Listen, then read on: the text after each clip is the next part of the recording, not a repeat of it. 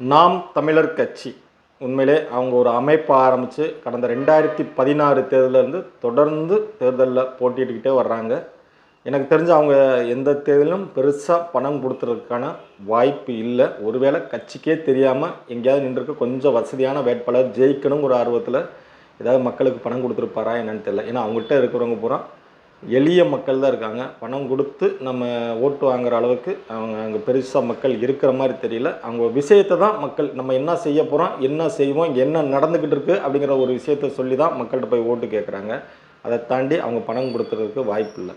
ஆனாலும் இவ்வளவு திறமையாக இவ்வளவு புதிய விஷயங்களை எடுத்து வைக்கிற நம்ம சீமான் அவர்கள் கட்சியை ஒரு பலப்படுத்த தவறிட்டாரோ அப்படிங்கிற மாதிரி தான் சிந்தனை வருது. இன்றைக்கி தினமலர் பேப்பரில் அதை பற்றி தான் போட்டுருக்குறாங்க. அதாவது தொடர்ந்து வேட்பாளர்கள் களத்தில் நின்றுக்கிட்டே இருக்காங்கன்னா எவ்வளோ தூரம் தான் செலவாகும். அவங்க அடிப்படை தேவைக்காகவாது செலவு பண்ணும். இப்போ ஒரு தேர்தலுக்கு இவ்வளோ செலவு பண்ணிக்கலான்னு ஒரு தேர்தல் ஆணையம் சொன்னால் அந்த பணத்தையாவது வேட்பாளர் தான் செலவு பண்ணணும். எனக்கு தெரிஞ்சு நாம் தமிழர் கட்சி தலைமையிலேருந்து கொடுப்பாங்களான்னு தெரியல. குறைஞ்சபட்சம் அவர் தான் செலவு பண்ணி ஆகணும்.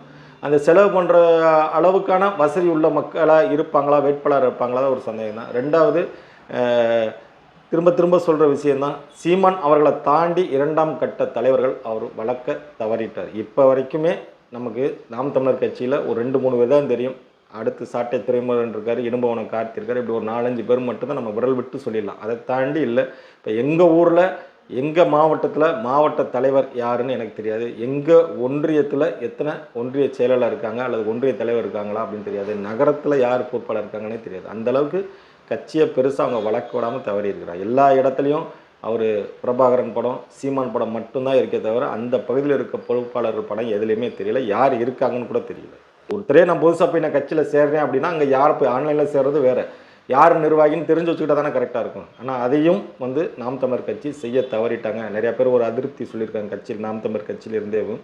அடுத்து உள்ளாட்சி தேர்தல் வருது. உள்ளாட்சி தேர்தலையாவது மக்கள் அந்த நிர்வாகிகளுக்கு ஒரு முக்கியத்துவம் கொடுத்து களத்தில் இறக்குவாரா என்னன்னு தெரியல. அப்பையும் இவரே தன்னிச்சையாக முடிவு எடுப்பாரான்னு தெரியல. இப்படியே தன்னிச்சையாக முடிவு எடுத்துக்கிட்டே போனாங்கன்னா கட்சி ஒரு நேரத்தில் காணாமலே போயிடும். இப்போ இந்த முறையும் அவங்க எப்படியும் பெருசாக சட்டமன்ற உறுப்பினர் வர்றதுக்கான வாய்ப்பு இல்லை.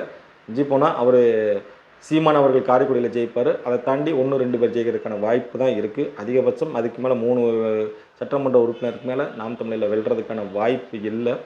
இருந்தாலும் அவர்கிட்ட ஒரு மக்கள்கிட்ட ஒரு எதிர்பார்க்கிறதுக்கு அது மக்கள் தேவையை அறிஞ்சு அதுக்கு தகுந்த மாதிரி அந்த எதிர்பார்த்தை பூர்த்தி செஞ்சார்னா பிற்காலத்தில் நாம் தமிழர் கட்சி வளர்கிறதுக்கான வாய்ப்பு இருக்கும். பொறுத்திருந்து பார்ப்போம். அரசியலில் என்ன வேண்டுமானாலும் நடக்கலாம், அது எப்பொழுது வேண்டுமானாலும் நடக்கலாம்.